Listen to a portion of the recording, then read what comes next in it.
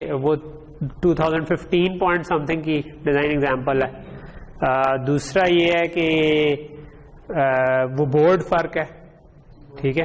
सो बेहतर है कि अगर आपको उस पर ज्यादा टाइम लगना है तो आप उसके बजाय जो हमने FIFO वाली एग्जांपल की थी उस तरह से कर लें, और उसमें जो हमने FIFO लगाया था जहां पर उसके बजाय FFT लगा दें, ठीक है। तो FIFO भी यही कर रहा था ना, इनपुट को आउटपुट पे कर रहा था, तो it was kind of the same design. इसको मैं बड़ा अगर थोड़ा सा कर लूं तो हमारे पास अच्छा नजर खैर कोई इंप्रूवमेंट तो नहीं आई लेकिन एनीवे तो हमने यहाँ पर FIFO लगाया हुआ था ना अपनी एग्जांपल में, तो आप FIFO के बजाय आप FFT लगा लेंगे।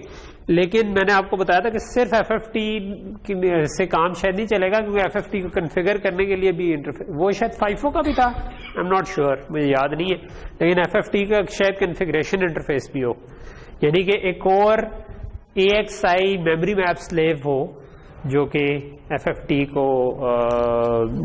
As a AXI memory map slave भी हो, जिसमें आप कॉन्फ़िगर कर सकेंगे कितने पॉइंट की FFT है और किस तरह से इसको यूज करना है। तो वो शायद आपको सेटअप करना पड़े। वो बनी बनाई एग्जांपल का ये फायदा था कि वो आपको सेटअप नहीं करना पड़ेगा, लेकिन इसके लिए आप FFT की डॉक्यूमेंट पढ़ के उसको जो भी सिंपलेस्ट मोड है, क्योंकि मैंने आपको कोई डिफाइन नहीं किया था कि कितने पॉइंट की FFT लेनी है, मैंने आपको कोई डिफाइन नहीं किया था कि किस मोड में चलाना है, तो आप जोन सी भी मोड चला देंगे तो आपका ठीक समझा जाएगा, ठीक है। लेकिन ये कम से कम कोई छोटा मोटा कोई 256 पॉइंट की 128 पॉइंट की इतनी तो कम से कम FFT ले, तो एक ये जरूर कर लें।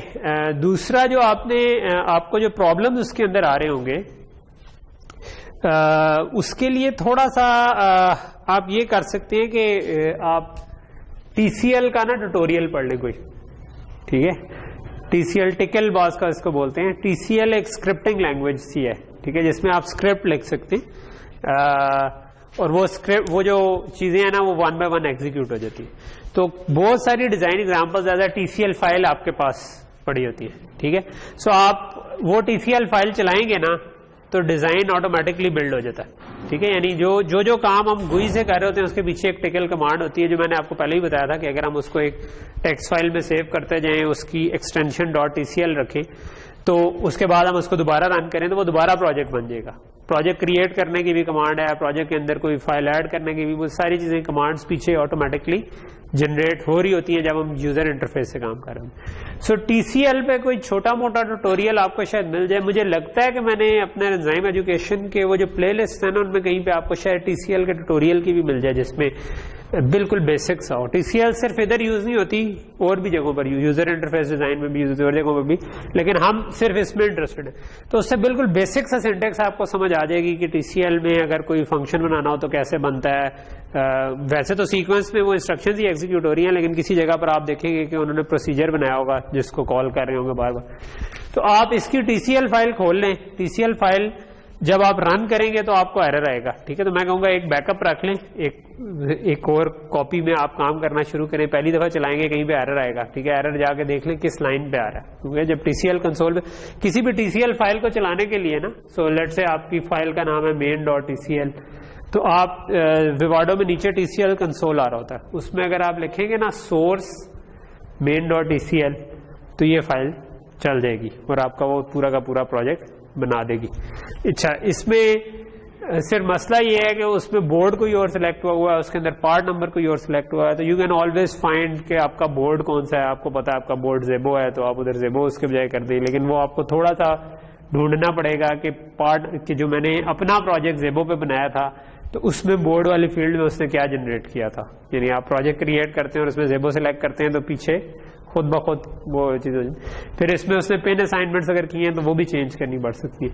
तो it could take a while, यानी इसको चेंज करने में थोड़ा बहुत टाइम लग सकता है। इसीलिए मैंने आपको 2 हफ्ते दिए थे इस असाइनमेंट के लिए कि आपने अगर ये वाला पाथ चूज करना है तो बाद में शायद मैं TCL पे भी एक छोटा सा ट्यूटोरियल रख दूं। आई एम नॉट श्योर कि टाइम बचेगा कि नहीं, लेकिन बचा तो मैं TCL पे मे बी 15, 20, 25 मिनट का कोई ट्यूटोरियल सा हो सकता है कि जिसमें हम TCL क्या होती है कि हम वो डिस्कस कर सके और एक छोटी मोटा कोई ऐसा प्रोजेक्ट भी बना के देख सके।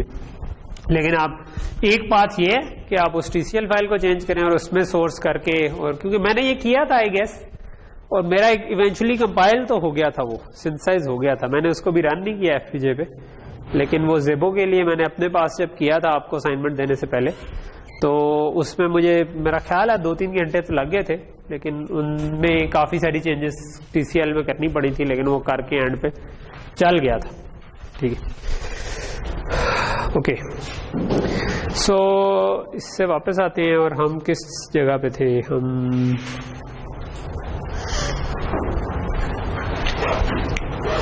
आई थिंक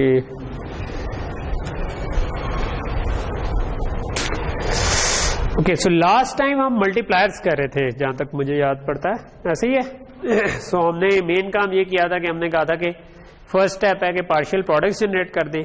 वो बहुत सारे एंड गेट्स लगते हैं, हर प्रोडक्ट जो है वो एंड गेट से मिलके बन जाती है, जिसको डॉट नोटेशन में हमने लिखा था। और फिर हमने कहा था कि इनको 3-3 के ग्रुप्स में बनाकर आपस में ऐड करेंगे तो 3 से 2 में कन्वर्जन हो जाएगी। और पहला तरीका हमने उसका देखा था कि हम पहली 3 लें, उससे 2 कन्वर्ट हो जाएगी, फिर अगली उन 2 के साथ एक और मिलाएं, तो ये काफी स्लो था। तो हमने कहा व्हाई नॉट ये काम पैरेलल में कर लें। तो पैरेलल में जो किया उसको हमने कहा था वॉलेस ट्री है, और ये एग्जांपल हमने काफी डिटेल से कवर की थी, जिसमें हमने देखा था कि ये लॉग टाइम के अंदर आपको फुल एडर डिलेस आते हैं, और उसके बाद आप लेवल 1 से लेवल 0 से 1, 1 से 2, 2 से 3 एंड सो ऑन आप जा सकते हैं। ठीक है, और आखिर में फिर हमने ये किया था कि हमने डाडा ट्री पढ़ा था, और उस डाडा ने ये किया था कि उसने कहा था कि अगर आपके पास लेट से 16 बिट का आपने 16 बिट से मल्टीप्लायर बनाना है, तो आप इस टेबल में जो वॉलेस वाला है, जिससे आपको पता चलता है कि किस लेवल पे रिडक्शन होनी है, तो आप इसमें देखेंगे 16 के इधर लाई करता है, तो 16 इस जगह पर लाई करता है 14 और 19 के दरमियान। तो आप 14 पे बजाय वॉलेस में तो हम 3-3 के पेयर्स बनाना शुरू कर देते थे, तो डाटा में आप क्या करेंगे, आप 16 से डायरेक्ट 13 पे जाएं, पिछली लेयर के जो मैक्सिमम है उस पे चले जाएं, तो उससे ज्यादा फुल एड्रेस ना लगे। तो हम जो पहले से हमारे पास रो अगर 13 से कम आ रही है, वहां तक हम कुछ भी नहीं करेंगे, जिसमें 13 या 13 से ज्यादा है उसमें उतने फुल एड्रेस हाफ एड्रेस लगा देंगे कि 13 हो जाए वो। और फिर उधर से जब एक दफा 13 पे आ जाएंगे तो 13 से 9, 9 से 6, 6 से 4, 4 से 3 कर देंगे। तो डाटा इज बेसिकली कि आपके half address full address reduce कर देता है, जो कि वॉलेस में काफी सारे लग रहे थे। सो ये हमने उसकी एग्जांपल की थी। उसके बाद हमने कुछ थोड़ी बहुत और एग्जांपल की थी कि अगर हमारे पास 2 8x8 के हों तो हम उससे 16x16 कैसे कर सकते हैं। और उसके बाद हम ये साइंड मल्टीप्लिकेशन का पढ़े थे कि साइंड मल्टीप्लिकेशन के केस में हमें साइन एक्सटेंशन की भी जरूरत है, क्योंकि जब आप 4 नंबर्स को ऐड कर रहे हैं तो अगर वो साइंड नंबर्स हैं तो they have to be of equal length, यानी पीछे वाले तो 0 है इसलिए हम उनको इग्नोर कर सकते हैं, लेकिन यहां पर आपको साइन एक्सटेंड करना पड़ेगा। अगर कोई नेगेटिव नंबर था तो अगर इधर 0 आ गया वो तो पॉजिटिव बन जाएगा, तो वी हैव टू एक्सटेंड 1। अगर 0 था तो वो वैसे ही 0 एक्सटेंड हो जाएगा, तो ये काम हमें करना पड़ेगा। तो इसको करने की हमने एक ट्रिक पढ़ी थी, और वो ट्रिक ये थी कि अगर आपने नंबर्स को ऐड करना है तो what we can do is कि आपका जो आखिरी बेटा है, अगर मैं उसको फ्लिप कर दूं और उसके आगे 1 एक्सटेंड कर दूं और इसमें 1 एक एक्स्ट्रा ऐड कर दूं, तो हमने कहा था कि इससे दोनों किस्म की साइन एक्सटेंशन हैंडल हो जाती है। अगर ये वाली बिट 0 थी, ठीक है, तो ये फ्लिप होकर 1 हो जाएगी, और अगर 1 हुई तो 1 में 1 ऐड करेंगे तो 2 आ जाएगा, 0 आया, 1 आगे गया, फिर वो 1 1 2 बनता जाएगा। ठीक है, सो बेसिकली ये पिछली स्लाइड से ज्यादा बेहतर तौर पे समझ आ जाएगा कि इस केस में एक केस में 1 एक्सटेंड होना था, एक केस में 2। दोनों केस में हमने बिट को फ्लिप किया तो ये 0 से 1 था, तो सॉरी 0 था, फ्लिप होकर 1 हो जाएगा। 1 में 1 ऐड किया तो 0 आया, 1 कैरी गया, फिर 0 आया, 1 कैरी गया, एंड सो ऑन। ठीक है, तो आपके पास ये जो एक्सटेंड किया हुआ था उसका इफेक्ट खत्म हो गया। इस केस में अगर ये 1 था तो फ्लिप किया वही कि फ्लिप किया और आगे 1 एक्सटेंड, उसमें भी फ्लिप किया और आगे 1 एक्सटेंड किया था और 1 ऐड किया था। लेकिन क्योंकि इस केस में 1 था, फ्लिप होकर 0 हो जाएगा, जब इसमें 1 ऐड करेंगे तो ये 1 आ जाएगा, तो एक्चुअल में 1 ही एक्सटेंड हुआ होगा। तो क्योंकि ओवरफ्लो इग्नोर हो जाता है तो इसलिए ये चीज वर्क कर रही है, क्योंकि एंड पे ये 2 2 करते हुए आखिरी जो 1 आया था उसको हमने इग्नोर कर दिया। बेसिकली ये इसलिए काम कर रही है। लेकिन इस टेक्निक का फायदा क्या होगा? इस टेक्निक का फायदा ये होगा कि ये सिग्निफिकेंट ओवरहेड है साइन एक्सटेंशन का, तो हम उसके बजाय ये जो सारे वंस एक्सटेंड हुए हैं इनको पहले से ही ऐड कर लेंगे, ठीक है। सो पहले से ऐड कर लेंगे तो हमारे पास इसका ओवरहेड कम हो जाएगा। एक छोटी सी इसमें चीज थी, वो मैं शायद लास्ट टाइम भूल गया था, वो ये था कि आखिरी रो जो है उसका मैंने जिक्र किया था कि उसका टूज अगर वो नेगेटिव है तो टूज कॉम्प्लीमेंट लेने की जरूरत है, ठीक है। लेकिन अगर वो पॉजिटिव भी है तो पॉजिटिव है तो वो जीरो होगी, ठीक है। मतलब क्योंकि पार्शियल प्रोडक्ट है ना, तो या 1 से मल्टीप्लाई हुए थे या 0 से मल्टीप्लाई हुए थे। तो ये एक छोटा सा पॉइंट है, ये मेरा ख्याल है मैं मिस कर गया था कि ये मैंने जब आपको मल्टीप्लीकेशन बताई थी तो हमने कहा था कि इसका वेट नेगेटिव असाइंड है। अगर ये तो जब इससे मल्टीप्लाई करेंगे तो आपके पास यहां पर जो भी नंबर आया उसके टूज कॉम्प्लीमेंट लेने की जरूरत है, ठीक है। सो उसका टूज कॉम्प्लीमेंट हमने लिया कि अच्छा 1 पहला रहने दिया, फिर 1 और आगे 0 एक्सटेंड कर दी। व्हाट इफ की ये 0 होता, ठीक है। तो 0 में तो टूज कॉम्प्लीमेंट की जरूरत नहीं थी, लेकिन 0 में अगर होता तो यहां पर 0 आ जाता, और 0 का टूज कॉम्प्लीमेंट ले भी लें तो 0 ही आता है। तो इसका मतलब है टूज कॉम्प्लीमेंट अगर हम हमेशा भी ले लें तो आपके पास आंसर्स ठीक आएंगे, क्योंकि 0 के केस में टूज कॉम्प्लीमेंट में 0 ही आ जाएगा, 1 के केस में टूज कॉम्प्लीमेंट हो जाएगा, ठीक है। और टूज कॉम्प्लीमेंट कैसे लेते थे कि फ्लिप करके 1 ऐड करें। तो हमने लास्ट टाइम ये किया था कि जो आखिरी आपके पास पार्शियल प्रोडक्ट आ रही है उसको पूरी को फ्लिप कर दिया था, और उस फ्लिप करने के बाद जो साइन बिट, क्योंकि पहले भी फ्लिप हो रही थी और दूसरी दफा फ्लिप हुई तो साइन बिट को फ्लिप करने की जरूरत नहीं है, क्योंकि 2 दफा फ्लिप करके वही आ जाता है। और फिर आपने इसकी LSB के ऊपर 1 भी ऐड कर दिया, तो ये हमारे पास काइंड ऑफ इसका। अच्छा, तो इन सब को अगर हम पहले से ऐड कर लें तो हमारे पास कोई नंबर आ जाएगा जिसको हम कहते हैं करेक्शन वेक्टर, ठीक है। अगर आप n बाय n मल्टीप्लीकेशन कर रहे हो, यानी कि जिस तरह 4 बिट को 4 बिट से मल्टीप्लाई करें, ठीक है। अगर आप 4 बिट को 3 बिट से या 4 बिट को 8 बिट से कर रहे हो फिर ये जरूरी नहीं है, लेकिन अगर आप 4 बिट को 4 बिट से या 8 बिट को 8 बिट से कर रहे हैं ना, तो इन सारे वंस का प्लस ये जो 1 हमने टूज कॉम्प्लीमेंट के लिए ऐड करना था, इन सब का 1 सिंपल एक 1 रह जाता है, ठीक है। और वो 1 बन जाता है ये जो पहला पार्शियल प्रोडक्ट है इसके आगे 1, ठीक है। हमेशा ये किस तरह आप अगर इसको ऐड करके देख लें तो ये 1 1 में ऐड हुआ 2 बना, तो 0 करके 1 इधर आया, ये 3 बना, 3 का एक 1 आ गया, एक आगे चला गया। अब ये 4 आ गया, 4 का 0 आया, ठीक है। तो 2 उससे आगे करे, उसको ऐड किया, ये भी इवन नंबर है, इसको आगे किया, ये भी तो 0 ही आता रहेगा आगे, ठीक है। और आपकी कैरी काफी आगे चली जाएगी और वो हम उसको इग्नोर कर देंगे। तो इसका मतलब है कि सिर्फ 1 तो आपका इस जगह पर आया, ठीक है, क्योंकि 1 और 1 करके जो 2 बना था तो उसकी वजह से जो 1 आया था। तो यही रिपीटेशन होगी अगर आपकी कोई भी n बाय n केस हुआ, तो उस केस में आपके पास इन सारे 1s को अगर आप ऐड करें प्लस दिस 1, तो आपके पास ये तो आखिरी लोकेशन पे आ रहा है, इससे एक अगली लोकेशन पर 1 आ जाएगा, ठीक है। तो यही चीज इस स्लाइड पर लिखी हुई है कि in case of n by n multiplier correction vector, CV जहां पर आगे लिखा होगा उससे मुराद होगा correction vector, is always a 1 at n plus 1 location of first partial product, ठीक है। तो इसका क्या मतलब हुआ कि जो साइन, मतलब ये यहां पर आई वुड लाइक कि आप इस जगह पर इस चीज को अप्रिशिएट करें कि सेव क्या किया हमने, ठीक है। किया करना हमने क्या था कि हमारे पास ये पूरी की पूरा जो कंप्रेशन ट्री था उसके अंदर ये सारी वैल्यूज आनी थी। It's half of rest of the compression tree. जो अनसाइंड का कंप्रेशन ट्री है उसका हाफ मजीद हमें ऐड करना था वॉलेस और डाटा कंप्रेशन वाले में, लेकिन हमने एक छोटी सी ट्रिक के बाद ये कर लिया है कि जस्ट आप आखिरी बिट को फ्लिप करें, आखिरी रो को फ्लिप करें और उसके बाद सिर्फ यहां पर 1 ऐड करना, एंड दैट्स इट, ठीक है। तो कंप्रेशन ट्री में एक 1 आ रहा है, फ्लिप करने के लिए कुछ नॉट गेट्स आ रहे हैं, ठीक है।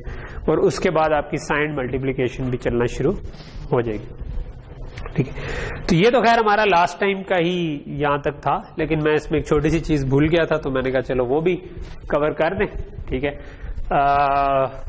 ये हम कवर कर ही चुके हैं कि साइंड में फ्लिप करना होता है और वो जो बाकी की चीजें। सो अब आपको साइंड मल्टीप्लिकेशन भी समझ आ गई, यानी वो जो पिछली क्लास इसमें वो थी। असाइनमेंट आपकी थर्सडे को ड्यू है, राइट?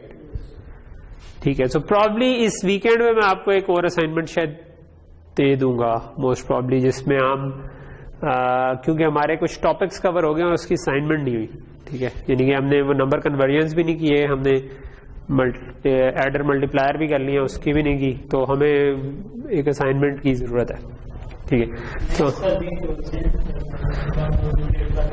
असाइनमेंट कोई ऐसी भी बना सकते हैं कि जो एग्जाम टाइम पे ड्यू हो, तो आपकी एग्जाम की प्रिपरेशन भी उसमें हो जाए, मतलब वो दोनों बंडल हो जाएंगे ना चीजें, तो कुछ इस तरह का काम कर लेते हैं। अच्छा, नेक्स्ट एक और चीज है, ठीक है, कि वो है उसको हम कहते हैं स्ट्रिंग प्रॉपर्टी, ठीक है।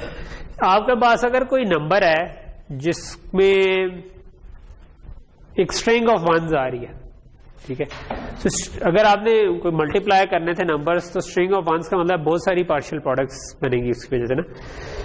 तो स्ट्रिंग ऑफ वंस को हम थोड़ा सा ऑप्टिमाइज कर सकते हैं, ठीक है। वो कैसे कर सकते हैं? लेट्स से कि एक नंबर है, ये 5 वंस है, ये क्या बनेगा बाइनरी में? 31, ठीक है।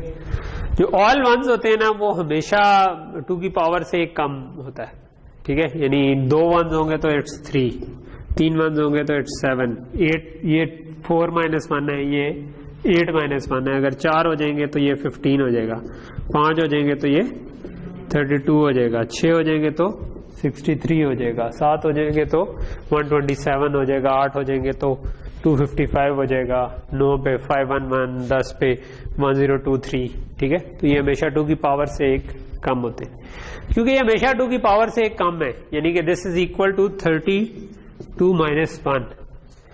और 32 का क्या मतलब है? इससे एक आगे 1 है और 5 0 है, और 32 - 1, और मैं कह दूं, अगर इधर मैं कह दूं 1 और उसके ऊपर बार लगा दूं, ठीक है, कि मैंने असल में ऐड नहीं, ये माइनस हो रहा है, ठीक है। तो ये मैंने इसी नंबर को एक और फॉर्म में लिख दिया, यानी 31 को मैंने लिख दिया 32 - 1। बात समझ आ रही? तो इससे क्या हुआ कि ये बहुत सारे वंस कम हो गए ना, वो कम होकर आपके पास 2 वंस में आ गए, लेकिन एक उनमें से नेगेटिव है, एक उसमें पॉजिटिव है। कि हमने कहा कि इसका वजन नेगेटिव हो गया, उसका वजन। तो किसी नंबर में कहीं पे भी अगर आपके पास स्ट्रिंग्स ऑफ वंस आ रही हैं, तो what you can do is के उसके पहले वाले को बार कर दें, बाकी सारी स्ट्रिंग को कर दें 0, और उससे एक आगे वाले पर 1 लगा दें, तो it's always the same number. यानी इट्स ऑलवेज कि आप वो 31 को 32 - 1 करें, या अगर 3 1 आ रहे थे तो हम 7 था, इसको हम कह रहे हैं 8 - 1, ठीक है। अगर मैं लिख दूं 1 0 0 1 बार, ठीक है।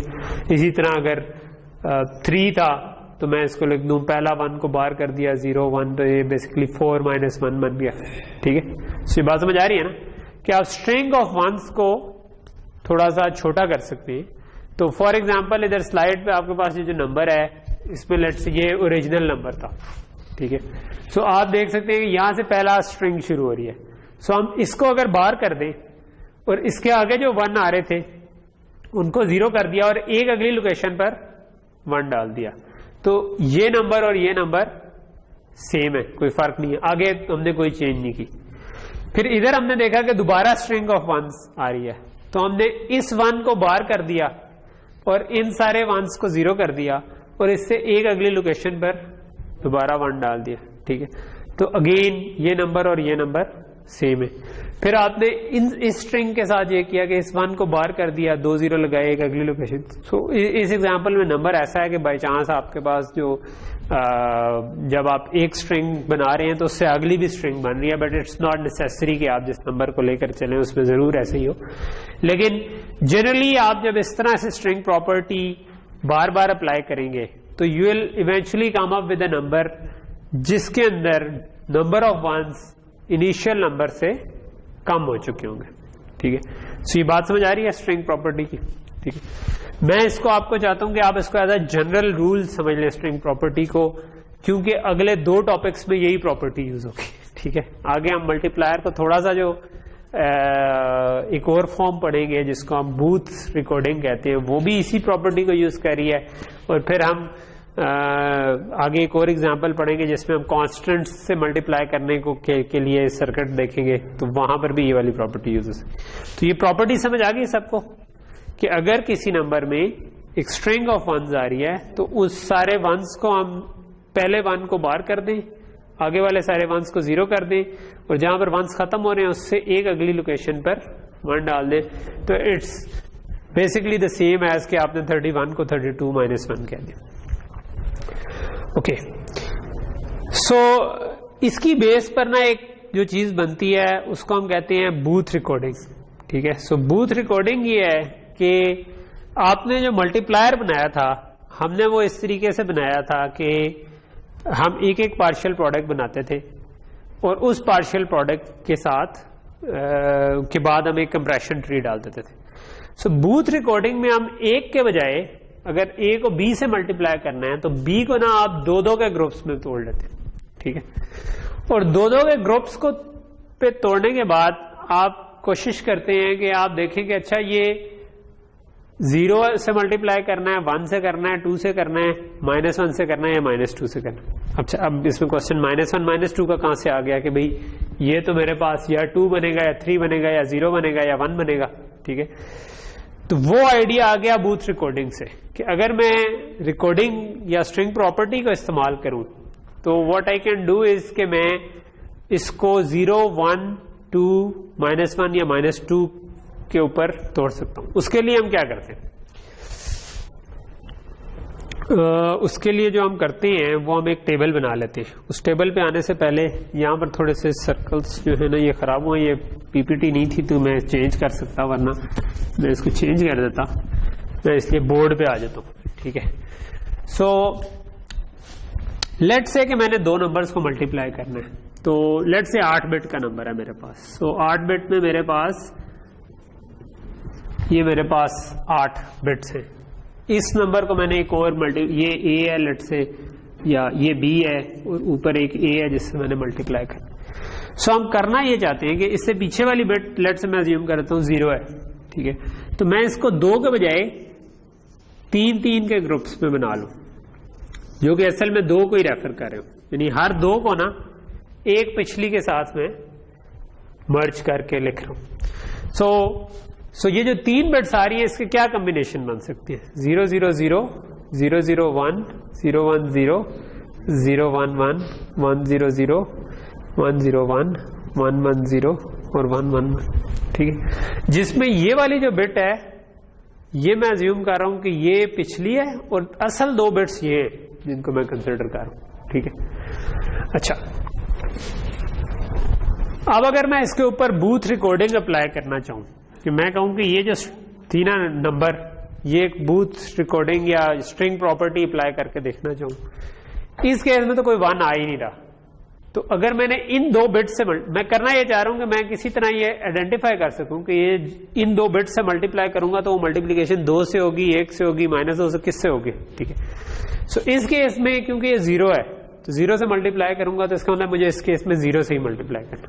ठीक है, इस केस में ये 1 आ रहा है। ठीक है, सो 1 कुड बी कि वो पीछे से एक स्ट्रिंग चलती आ रही हो और उसका आखिरी 1 हो। उसका आखिरी 1 होगा तो हम क्या करते थे, उस 1 को बना देते थे 0 और उससे अगली वाली बिट हो जाती थी 1। तो इसका मतलब इस केस में मुझे 1 करना। इस केस में ये किसी कोई स्ट्रिंग ही नहीं आ रही, तो इसका मतलब है कि 1 जो है वो 1 ही रहेगा। अगर सिंगल 1 आ रहा है उसको तो हम कुछ नहीं करेंगे, स्ट्रिंग ऑफ 1s आ रही है तो उसको करेंगे। ठीक है, इस केस में हमारे पास फिर एक स्ट्रिंग आ रही है, तो अगर ये स्ट्रिंग खत्म हो रही है तो इसका क्या मतलब है, ये दोनों बिट्स हो जाएंगी 0 और ये हो जाएगा 1। सो इसका क्या मतलब है कि मैं एक्चुअल में इसको 2 से मल्टीप्लाई करना है, क्योंकि ये 1 0 आ रहा है ना, तो दिस इज 2। अच्छा, फिर ये वाला केस है, इस केस में क्या हो रहा है कि एक 1 आ रहा है। 1 could be start of another string. ठीक है, तो क्योंकि ये स्टार्ट है तो मुझे इसको बार करने की जरूरत है, तो इसका मतलब है इस केस में मुझे -2 बनेगा ना, क्योंकि ये दूसरी जगह पर बार आ रहा है। ठीक है, तो -2 बन जाए। इस केस में यहां पर हमारा एक 1 जो कि पिछली स्ट्रिंग खत्म हो रही थी, तो हमने कहा कि अच्छा इसको 0 कर देते हैं, यहां पर हमारे पास 1 आ गया। फिर ये एक और स्ट्रिंग शुरू होगी, ठीक है। तो ये पहले को बाहर कर देते हैं और अगले वाले को 0 कर देते हैं। इसका मतलब है ये इस केस में भी -1 आ जाएगा, ठीक है। क्योंकि ये तो पिछली बेटा है तो हम इधर से वजन नाप रहे हैं, क्योंकि इधर 1 आ रहा हो तो 1 ले रहे हैं, अगर अगले पे आ रहा हो तो 2। इस केस में यहां से स्ट्रिंग शुरू हो रही है, तो इसका मतलब इसको बाहर कर दें, इसको 0 कर दें, तो ये भी -1 आ गया। इस केस में हम स्ट्रिंग के बिल्कुल दरमियान में थे, ठीक है। सो दरमियान में थे तो हम उसको 0 हो जाती है दरमियान वाली सारी, है ना, 0 हो जाती है, ठीक है। तो ये हमारे पास, खैर इसको मुझे 0 अज्यूम करना चाहिए कि आखिरी वाले को 1, ये हम टेबल से खैर वेरीफाई भी कर लेते हैं, काइंड ऑफ 0 ही अज्यूम कर। सो ये हमारे पास टेबल बन गया ना, कि यही बन रहा है हमारे पास भी काइंड ऑफ -1 -1 -2 2 1 1 0। तो दिस इज द टेबल, ठीक है। तो बेसिकली जो नीचे वाला नंबर था जिसको ऊपर वाले नंबर से मल्टीप्लाई करना था, उसको अब मुझे मल्टीप्लाई करना है या 0 से, उसकी 2 बिट्स मैंने बना ली हैं, ठीक है। तो ये 2 बिट्स, ये 2 बिट्स, ये 2 बिट्स, जिसको मैं पीछे वाले के साथ एक बिट साथ कंकैटिनेट कर दिया और पहले वाले के पीछे 0 कंकैटिनेट कर दिया, क्योंकि उसके पीछे कुछ नहीं था। और उनकी बेस पर मैंने ये एक टेबल बना लिया कि मुझे अब ये पता चल गया कि मैंने 0 से मल्टीप्लाई करना है, 2 से करना है, 1 से करना है, कि -1 से या -2 से। अच्छा, ये क्यों कर रहे हैं, एक दिन में ये क्वेश्चन आ सकता है। बात यह है कि जो अगर मैं वैसे 2 के बनाता और 0 1 2 3 करता, सो 3 में तो 2 पार्शियल प्रोडक्ट्स आती थी, बाकी केस में 1 आती थी, लेकिन 3 में 2 आ जाती थी। लेकिन अगर मैं 0 1 2 या -2 से मल्टीप्लाई करूं तो अब पार्शियल प्रोडक्ट इससे 1 ही बनती है। उसकी वजह क्या है कि 2 से मल्टीप्लाई करना है इज जस्ट कि एक पीछे 0 लगा दे, ठीक है, उसको लेफ्ट शिफ्ट करने के बराबर है।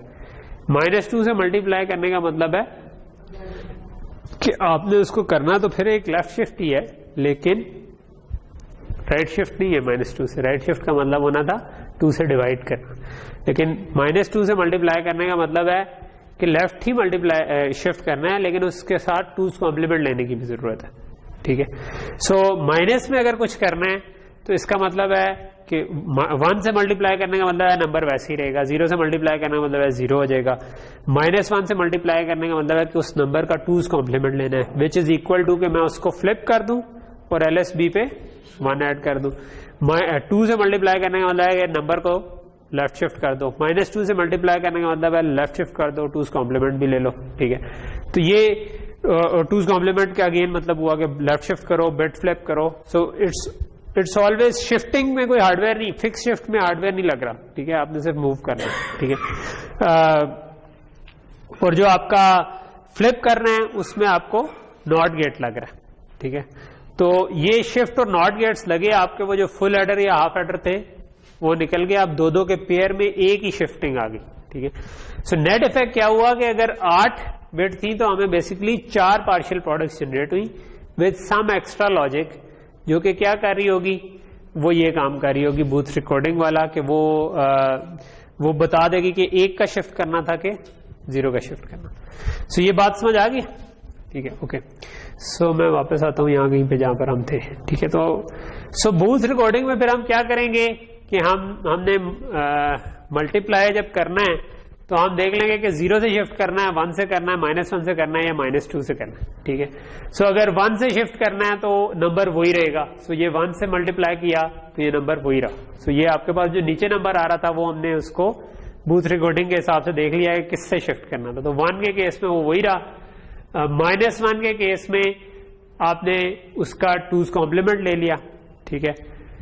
+1 के केस में अगेन वही रहा, -2 के केस में आपने एक एक्स्ट्रा शिफ्ट किया, यानी -1 के केस में आपने उसी जगह पर रखा था जिस जगह पर वो आना था, -2 के केस में आपने उसको एक लेफ्ट शिफ्ट कर दिया और 2's कॉम्प्लीमेंट ले लिया, ठीक। तो यहां तक चीज क्लियर हो रही है, ठीक है। और फिर हमने इसको साइन एक्सटेंड करके ऐड कर देना। तो अब बूथ रिकॉर्डिंग की वजह से आपकी पार्शियल प्रोडक्ट जो जनरेट हो रही थी वो number of partial products half होगी, ठीक है, एट मिनिमम, ठीक है, कि आपने आधी पार्शियल प्रोडक्ट्स कर दी बिकॉज ऑफ बूथ रिकॉर्डिंग। अच्छा, दूसरी चीज ये है कि इसमें भी साइन एक्सटेंशन तो हो रही है, लेकिन अब साइन एक्सटेंशन के अंदर 2 मसले हैं। एक मसला ये है कि बेसिकली एक मसला है। वो क्या मसला है कि कभी मैं -1 से मल्टीप्लाई कर रहा हूं, कभी -2 से, कभी 2 से। तो जब मैं 1 से मल्टीप्लाई करता हूं तब तो ये यहीं पे खत्म होता है, लेकिन अगर मैंने 2 से मल्टीप्लाई करना था तो ये एक बिट आगे चले जाना था, यहां तक आ जाना था ना। यानी ये नंबर अगर यहां तक आ रहा था तो एक बिट इसने आगे तक आ जाना था, ठीक है, अगर ये 1 के बजाय 2 होता। इसी तरह -2 में भी ये एक बिट आगे तक आ गया। तो अब मैं वो जो साइन एक्सटेंशन को हमने एलिमिनेट करने की लॉजिक बनाई थी ना, हमने कहा था कि वो सारे 1s हैं उनको पहले से ही ऐड करके रख लो, ठीक है। तो इस केस में वो खराब हो जाएगी, क्योंकि कभी 1 आ रहा होगा, क्योंकि हमें तो नहीं पहले से पता कि क्या नंबर आना है। तो जब हमें नहीं पता पहले से क्या नंबर आना है, तो इसका मतलब है कि जब ये भी 2 केस हैं, बास केसेस होते हैं उसमें हमें पहले से पता होता है कि मैंने इस नंबर से मल्टीप्लाई करना है, तो वो कहलाता है कांस्टेंट से मल्टीप्लिकेशन। वो हम थोड़ा सा आगे जाके कवर करेंगे, उसमें हम फर्दर ऑप्टिमाइजेशन कर सकते हैं। लेकिन अगर हमें नहीं पता कि हमें किससे मल्टीप्लाई करना है, तो we don't know beforehand कि इसने इधर खत्म होना था या इधर खत्म होना था। तो अगर वो 1 था तो ये वाली बिट फ्लिप होनी चाहिए, अगर वो 2 था तो ये वाली बिट फ्लिप होनी चाहिए, ठीक है, अगर हमने वही वाली लॉजिक लगानी। तो उसका एक तरीका हम ये कर सकते हैं कि हम हमेशा इसको 2 अज्यूम करके, क्योंकि 2 पे ही मैक्सिमम इस तरफ जाना था ना, उसके आगे वो वाली लॉजिक लगा दें, ठीक है। यानी कि 2 अगर अज्यूम किया है तो उसके आगे, यानी कि मैं इधर तक 1 के केस में इधर तक आना था, 2 के केस में इधर तक आना था, तो मैं इस बिट को फ्लिप करूं, ठीक है। इस केस में यहां पर नंबर एंड हो रहा था तो मैं इस बिट को फ्लिप करूं, इस केस में यहां पर खत्म हो रहा था इसको फ्लिप करूं, इस केस में यहां पर खत्म हो रहा था मैं इसको फ्लिप करूं, ठीक है। सॉरी, मैं थोड़ा सा गलत हो गया क्योंकि लाइनें नहीं लगी।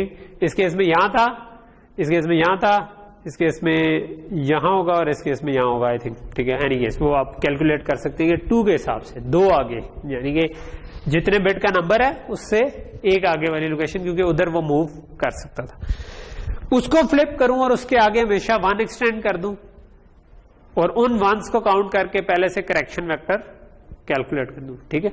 इस केस में हो सकता है वो करेक्शन वेक्टर वो वाला ना बने कि जो MSB पे 1 आना, क्योंकि इस केस में हो सकता है फर्क बने, हो सकता है वही बन जाए, वैसे आई एम नॉट श्योर, क्योंकि हमेशा 2 के हिसाब से कर रहे हैं तो शायद वही बन जाए। लेकिन तो ये आपके पास वो करेक्शन वेक्टर प्लस आपके इस केस में एक दूसरी चीज ये होगी कि जो माइनस वाली चीजों से मल्टीप्लाई किया था तो वहां पर आपको फ्लिप करने की भी लॉजिक होनी चाहिए और उनका 1 ऐड करने की लॉजिक भी होनी चाहिए, ठीक है। तो वो जो 1s आते हैं जो कि -1 या -2 की वजह से आएंगे, लेट्स से इस केस में या किसी केस में कहीं पे भी आ सकते हैं, तो वो जो 1s आएंगे वो एक और आप एज अ पार्शियल प्रोडक्ट के तौर पर कंप्रेशन में ऐड कर सकते हैं, क्योंकि कुछ 1s इस वजह से आएंगे कि आपके पास माइनस से मल्टीप्लाई हो रहा है तो LSB में 1 ऐड करना है उसकी वजह से, क्योंकि फ्लिप तो कर दिया है लेकिन 1 भी तो ऐड करना है। तो वो हमें पहले से पता नहीं है कि किस जगह पर हमारे पास -1 से मल्टीप्लाई करना था, किस जगह -2, तो वो हमें ऑन द फ्लाई जिस वक्त चीज चल रही होगी उस वक्त आपकी उधर लॉजिक होगी जो कि देखेगी कि -1 वाला केस है तो करेक्शन वेक्टर चेंज होगा, +1 वाला केस है तो करेक्शन वेक्टर चेंज होगा। सो इन ए नट शेल आपका जो रिजल्ट बनेगा वो ये बनेगा कि अगर हम 8 बिट का मल्टीप्लायर बना रहे हैं, ठीक है, तो हमने ये उसको 9 बिट तक एक्सटेंड कर दिया, क्योंकि 2 से मल्टीप्लाई करेंगे तो वो 9 बिट बन जाएगी, ठीक है। तो 2 वाले केस के को हैंडल करने के लिए हमने ये सारे 9 बिट के बना दिए, यानी साइन एक्सटेंड सारों के अंदर कर दिया पहले से। तो ये 0 A -A 2A -2A या आप अगर कंप्यूट कर लेते हैं तो फिर ये जो 3-3 के सेट हमने बनाए हुए थे इसकी बेस पर आप ये देख रहे हो जो A है उसको तो हमने डिफरेंट उसके शिफ्टेड वेरिएंट बना लिए, जो B है उसकी B0 B1 B2 B3 B4 B5 B6, तो पहले वाले केस में 0 हमने पीछे किया जो कि मैंने आपको उधर बताया था कि क्योंकि इसके पीछे कोई बिट नहीं थी। इससे पिछली बिट B1 थी, इससे पिछली बिट B3 थी, इससे पिछली बिट B5 थी। तो ये 3-3 के जो कॉम्बिनेशन आए उनकी बेस पर आपने सिलेक्ट लाइन बना दी कि इनमें से क्या सिलेक्ट करना है, ठीक है। अब ये जो टेबल हमने बनाया था ये टेबल हमें बता रहा है कि अगर 0 0 0 आएगा तो हमने क्या करना है, 0 0 1 आएगा तो क्या करना है, 0 1 0 आएगा तो क्या करना है। जिस तरह ये हमें बता रहा है कि अगर 1 और 2 आए तो आपने 1 शिफ्ट करना है, तो इसका मतलब है कि अगर इधर 0 आए तो आपने 0 के साथ टाई कर दे, ठीक है। इधर ये थोड़ी सिंप्लीफाइड बनी हुई है डायग्राम, लेकिन ये एक्चुअली 8 to 1 मार्क्स है, क्योंकि 3 बिट के 8 कॉम्बिनेशन बन सकते हैं, ठीक है। उस 8 to 1 मार्क्स में उठाना इन्हीं में से ही है, ठीक है। चलो ये मैं बोर्ड पे आपको कर दूं, यानी बेसिकली आपके पास असल में तो ये 3 बिट्स आ रही है ना, इस फॉर्म में आ रही। सो इस केस में आपने अगर इधर 0 आ रहा हो तो 0 केस में हमने 0 ही रखना है, तो ऊपर जो 0 आ रहा था आपने उसके साथ टाई कर दिया, ठीक है। अगर 1 या 2 आ रहा है तो उस दोनों केस में आपने इसको 1 वाले के साथ जो ये 0 था A के साथ टाई कर दिया, ठीक है। जो A इज 9 बिट नंबर हमारे पास, ठीक। फिर आपके पास 4 आ रहा है जब, तो उसमें आपने 2A वाली चीज से टाई कर दिया। फिर आपने 5 के ऊपर -A के साथ टाई कर दिया। फिर आपने 6 के ऊपर भी -A के साथ कर दिया। फिर आपने 7 के ऊपर ये जो 0 आ रहा था इसको इसके साथ टाई कर दिया, ठीक है। तो ये एक्चुअली 8 to 1 मार्क्स है, जो 3 to 5 लिखा हुआ है। बेसिकली आप कर क्या रही है कि डिपेंडिंग ऑन कि आपके पास 3 बिट्स क्या आ रही हैं, आप चूज कर रहे हैं कि आगे क्या फॉरवर्ड होना है, ठीक है। तो वो फॉरवर्ड हो जाएगा, उसको आप वॉलेस्ट्री रिडक्शन स्कीम में डाल दें, ठीक है। ये भी जरा सिंप्लीफाइड डायग्राम है मेरे ख्याल में, जो आपने माइनस से मल्टीप्लाई करना है, यहां से आप उसको सिर्फ बिट फ्लिप करके दें, ठीक है। और ये जो करेक्शन वेक्टर है इसके अंदर 1 जनरेशन की लॉजिक होनी चाहिए कि किस किस जगह पर 1 आने, ठीक है। और वो जिस जगह पे जा रहे हैं वो ऑलरेडी करेक्शन वेक्टर के अंदर वो उसका पार्ट होने चाहिए, ठीक है। लेकिन वो करके फिर आप ये पूरे जो आपके पास इनपुट्स आ रही थी, तो आप ये बेसिकली 8 बिट्स को मल्टीप्लाई करना था, लेकिन इनपुट्स हमारे पास 4 आ रही है बिकॉज ऑफ बूथ रिकॉर्डिंग। तो हमारे वो स्टेजेस कम हो गई कंप्रेशन ट्री की, और फिर उसके बाद आप आखिर में कोई भी कंडीशनल सेलेक्ट एडर या कैरी प्रोपगेट एडर, जो हमने एड्रेस पढ़े थे वो सारे ही कैरी प्रोपगेट एडर भी कहलाते हैं इन जनरल, कि CTA कहीं पे लिखा हो तो आप वो कैरी, क्योंकि वो कैरी उनमें प्रोपगेट हो रही थी। सो इसको कहते हैं मॉडिफाइड बूथ रिकॉर्डर मल्टीप्लायर, जो ये स्ट्रक्चर बना हुआ है, ठीक है। बुक में भी डिस्कस्ड है, आप उधर से जाके भी डिटेल से देख सकते हैं, ओके।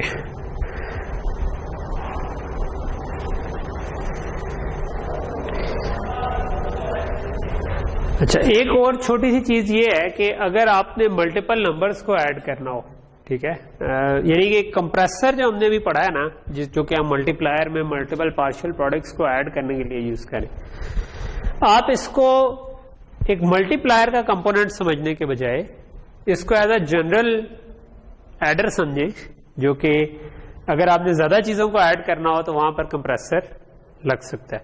तो मल्टीप्लायर में भी क्योंकि हमने पार्शियल प्रोडक्ट्स को ऐड करना था, तो वहां पे हमने वॉलेस और डाटा कंप्रेसर लगा दिया था।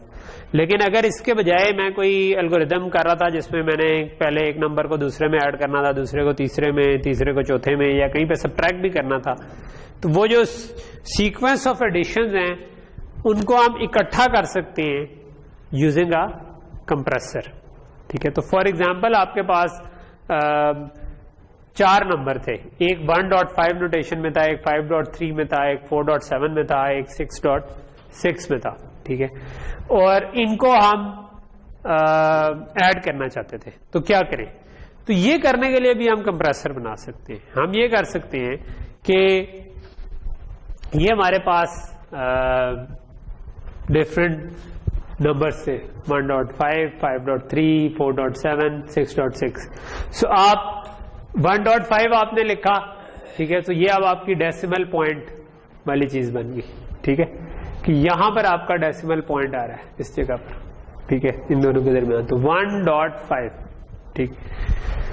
दूसरा आपके पास था 5.3।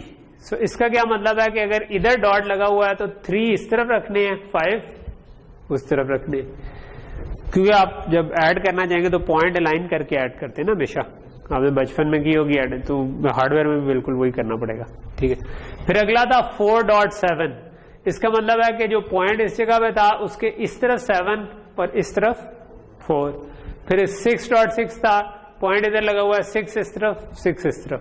तो ये डिफरेंट लेंथ्स की चीजें बन गई जिनको हमने ऐड करना था आपस में। ऐड करने से पहले अगर साइन नंबर हैं तो हमें हमेशा साइन एक्सटेंड करके इनको बराबर करने की जरूरत है। सो हम इधर इनका साइन एक्सटेंड कर देंगे, ठीक है। अब साइन एक्सटेंड करके जो हमने बराबर करना है, इसका क्या मतलब हुआ? इसका मतलब है कि किसी का साइन 0 का, किसी का 1 आएगा, तो उसको हम इंप्रूव कैसे कर सकते हैं, जो हमने पहले लॉजिक पढ़ी हुई है कि आखिरी बिट को करो फ्लिप, आगे सारे 1s डालो और 1 ऐड कर दो, ठीक है। तो ये वाली लॉजिक तो अब हमें मल्टीप्लायर से समझ आई हुई है कि आखिरी बिट को फ्लिप करें, आगे 1 एक्सटेंड करें और 1 ऐड कर दें, तो ये हमेशा ऐड होकर अगर 0 हुआ तो 0 एक्सटेंड हो जाएगा, 1 हुआ तो 1 एक्सटेंड हो जाएगा, ठीक है। तो अब ये आपका बन गया, ये सारे 1s जो थे ये मिल मिलाकर आपके पास करेक्शन वेक्टर बन गया। उस करेक्शन वेक्टर को आप खुद एज ये जो 4 नंबर ऐड कर रहे थे, आप इसको एज 5वीं पार्शियल प्रोडक्ट ट्रीट कर लें, क्योंकि इसको हमने ऐड करना है ना। तो जब पहले किया था उस वक्त तो एक 1 आ गया था जब n बाय n की मल्टीप्लीकेशन थी, तो n बाय n के केस में तो 1 आ जाता है, लेकिन बाकी केसेस में आपके पास करेक्शन वेक्टर की कोई वैल्यू आएगी, ठीक है। तो आप इस वैल्यू को भी as partial product reduction tree में डाल देंगे, अच्छा इस जगह पर 1 आ रहा है, इस जगह पर 0 आ रहा है, एज डॉट ट्रीट कर लें, जो हमारा डॉट बन रहा था ना, ठीक। तो अब इधर से फिर आप आगे लेयर बाय लेयर जा सकते हैं कि जब आप इस जगह पर पहुंच गए तो अब आप इन 1s को हटा दिया, आपने करेक्शन वेक्टर को एज वो ट्रीट किया नंबर, तो अब आपके पास इस जगह पे भी 1 आ गया, इस जगह पे भी 1 आ गया, क्योंकि करेक्शन वेक्टर में ये बन रहा था, ठीक है।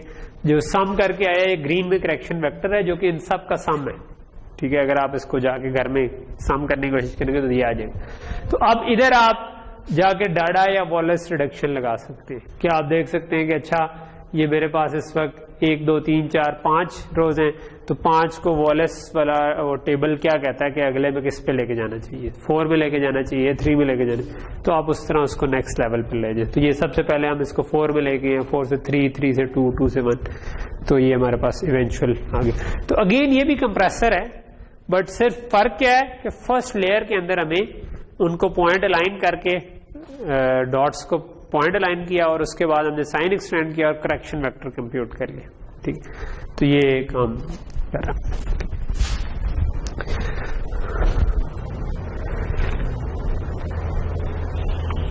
अच्छा, ये मल्टीपल जगहों पर यूज हो सकता है। फॉर एग्जांपल और भी सिनेरियोज हो सकते हैं। इस वक्त क्या है कि ये एक हार्डवेयर है जो कि आपका जो एल्गोरिथम था उसमें आपने 2 नंबर्स को ऐड करना था, उसके अंदर तीसरा नंबर ऐड करना था, उसको रजिस्टर करना था और उसके बाद चौथे नंबर से मल्टीप्लाई करना था, ठीक है। तो what you can do is के बजाय इसके कि आप इधर भी पूरा एडर लगाएं और इधर भी पूरा, क्योंकि आप हमें ये चीज पता चल चुकी है कि कंडीशनल सम एडर जो है ना वो एक काफी बड़ा एडर होता है, ठीक है। वो जब हमने पढ़ा था तो हमने देखा था ना कि कैसे उसकी स्टेजेस हैं और वो बहुत सारे पैरेलल में एडर्स लगते हैं। उसके बजाय जो कंप्रेसर है वो छोटा होता है, ठीक है। कंप्रेसर में हमने देखा था कि एंड गेट्स लगते हैं और उसके अगर मल्टीप्लायर वाला कंप्रेसर हो तो पहले एंड गेट्स से पार्शियल प्रोडक्ट्स बनती हैं, लेकिन पार्शियल प्रोडक्ट्स अमूमन अलग ही समझी जाती हैं कंप्रेसर से। सो एंड गेट तो निकल गया, कंप्रेसर में फुल एडर और हाफ एडर लग रहे होते हैं, ठीक है। तो जो पूरा एडर है अगर वो फास्ट चाहिए तो वो बड़ा बनता है। तो उसके बजाय हम क्या कर सकते हैं कि बजाय 2 पूरे एडर लगाने के हम इन 3 को इकट्ठा ले लें, क्योंकि a प्लस बी प्लस सी ही करना था ना एंड पे।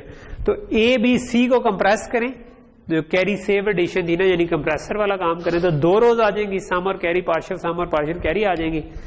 उनको आप एक एडर से गुजार लें तो 2 के बजाय आपका एक एडर ये काम कर लेगा, ठीक है। यही काम आप और सिचुएशंस में भी कर सकते हैं। जिस तरह इस केस में आपके पास है कि आपने 2 नंबर्स को ऐड किया, 2 नंबर्स और को ऐड किया और फिर चेक किया कि अगर ये नंबर इससे ग्रेटर आता है तो उसके ऊपर कोई डिसीजन लेना था, ठीक है।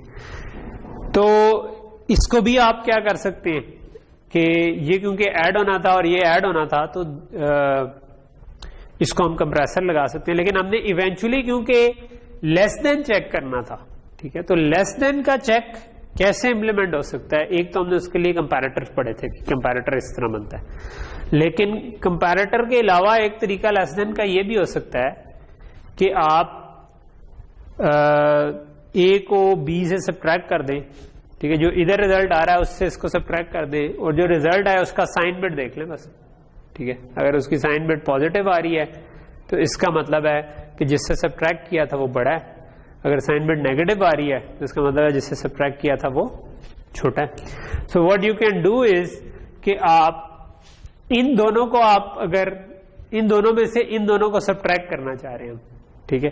तो हम क्या कर सकते हैं कि हम इन दोनों को ऐड कर लें और इन दोनों को सब्ट्रैक्ट कर लें। तो हम कंप्रेशन सब्ट्रैक्ट करने के लिए क्या करना पड़ेगा, बेसिकली ऐड ही करना है, लेकिन इन दोनों का 2's कॉम्प्लीमेंट ले लें।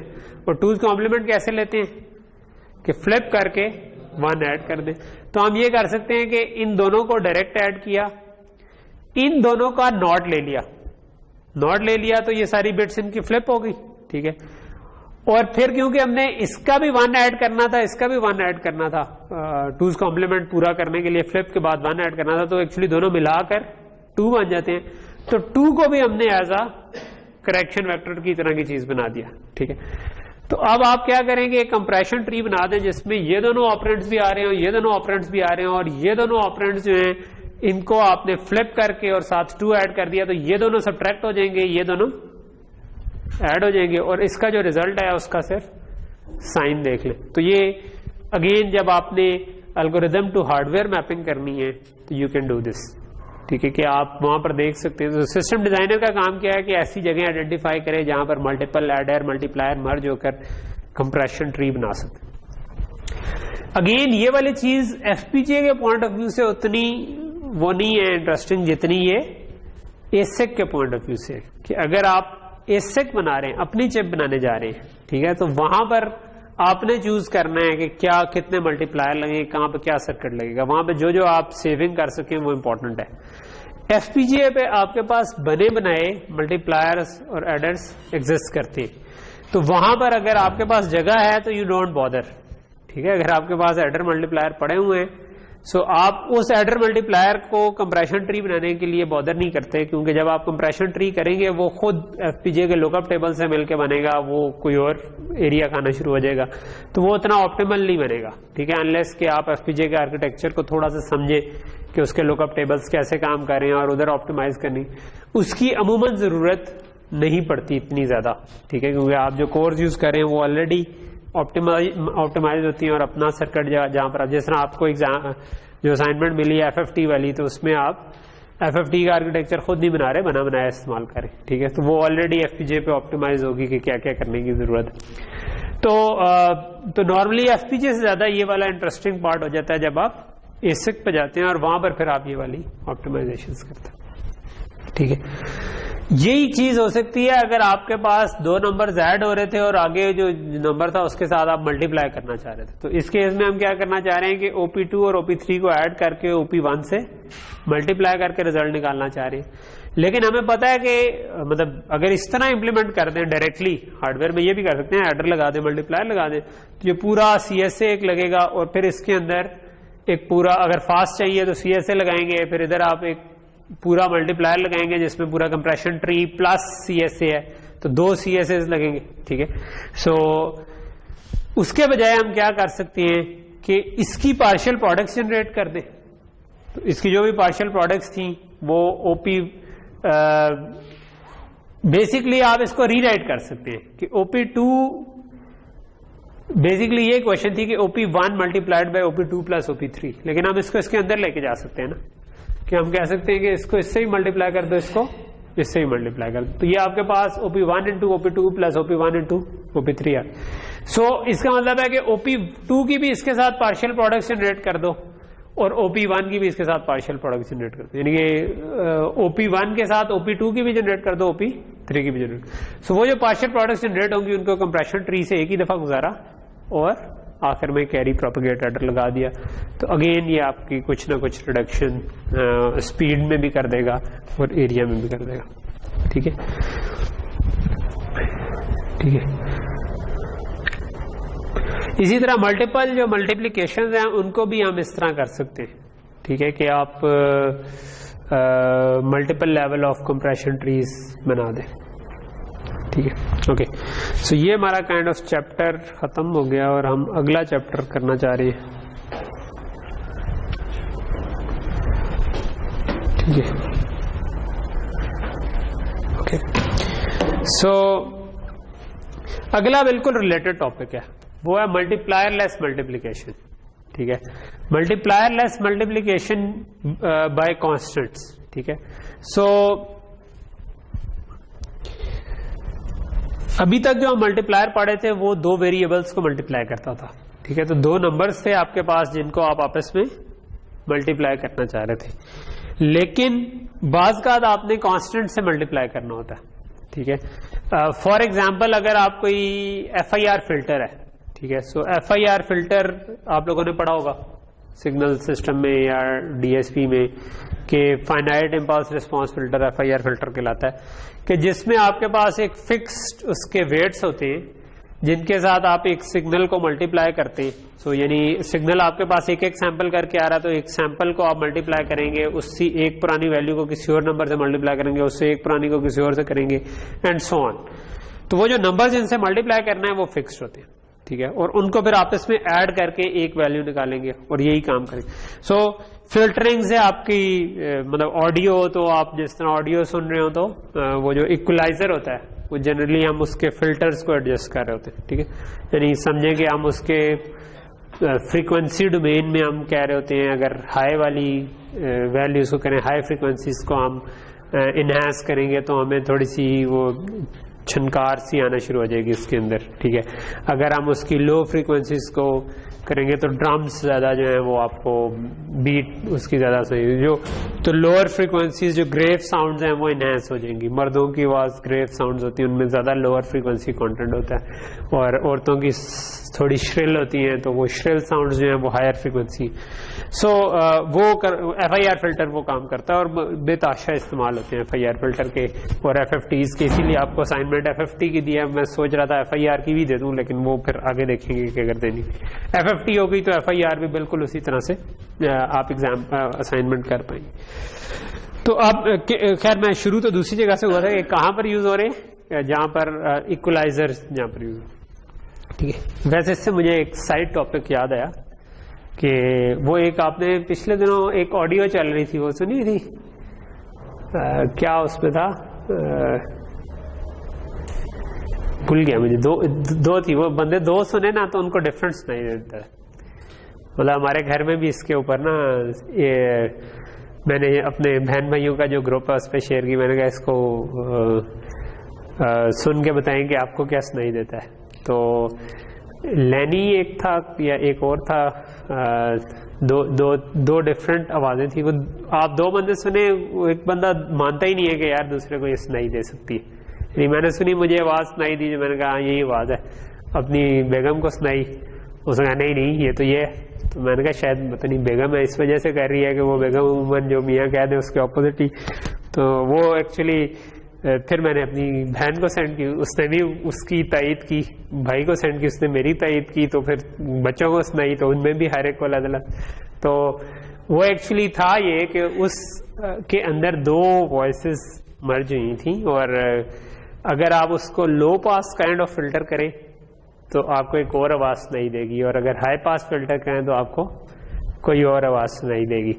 तो जो हमारे कान ज्यादा रिसेप्टिव हैं अगर लो फ्रीक्वेंसीज के तो हमें कुछ और सुनाई देगा, और अगर हाई वाले के हैं तो वो उनको कोई और सुनाई देगा। बल्कि इसमें ट्वीट भी थी, मेरा ख्याल है US का कोई वो ऑफिशियल था, उसने भी कोई प्रेस कॉन्फ्रेंस में कहा था नहीं ये असल में यही है।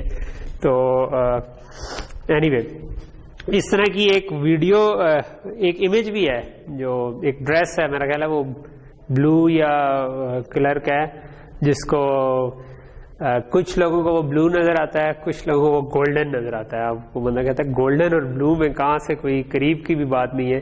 लेकिन अमेजिंगली फिर मैंने वो दोबारा, जब ये घर में मसला हुआ मुझे, तो मैंने किया ये कि मुझे वो वाला ड्रेस याद आया, मैंने कभी ट्विटर पे वो देखा था, तो मैंने मेरा ख्याल था कि ये शायद वैसे ही कोई स्पैम है, मतलब लोग कह रहे हैं, लेकिन ये तो साफ ब्लू नजर आ रहा है। तो मैं उस पिक्चर को डाउनलोड किया और वो अपनी वाइफ को दिखाया, तो ये गोल्डन है। फिर मैंने बाकी बच्चों को किया तो उनमें वही मतलब डिवाइडेड ओपिनियन था, लेकिन अगेन वो इस तरह का ओपिनियन था कि जिस बंदे को एक चीज नजर आ रही है तो अमूमन दूसरी चीज नहीं, बिकॉज हमारी आईज भी इसी तरह से फ्रीक्वेंसी पे रिसेप्टिव होती हैं। तो वो जिस जगह पे उसकी फ्रीक्वेंसी लाई कर रही थी वो हायर फ्रीक्वेंसीज की तरफ जो ज्यादा रिसेप्टिव होंगे उनको कोई और कलर नजर आएगा, जो लोअर फ्रीक्वेंसीज में वो। तो खैर ये हम थोड़ा सा साइड टॉपिक हो गए, लेकिन क्योंकि जो हम टॉपिक पढ़े हैं उसकी प्राइमरी एक जो एप्लीकेशन है वो FIR फिल्टर है, और FIR फिल्टर इज जो ज्यादातर फ्रीक्वेंसी डोमेन से डील कर रहे होते हैं, और उसमें हम जनरली FIR फिल्टर हम डिजाइन करते हैं कोई टूल बॉक्स यूज करके, जिस तरह मैटलैब में FIR फिल्टर डिजाइन का टूल बॉक्स है, जिसमें आप बड़े आराम से बता सकते हैं कि मुझे ऐसा रिस्पॉन्स चाहिए कि यहां से यहां तक की फ्रीक्वेंसी काट दो, ठीक है, तो मुझे ये चाहिए, बैंड पास चाहिए, हाई पास चाहिए, लो पास चाहिए।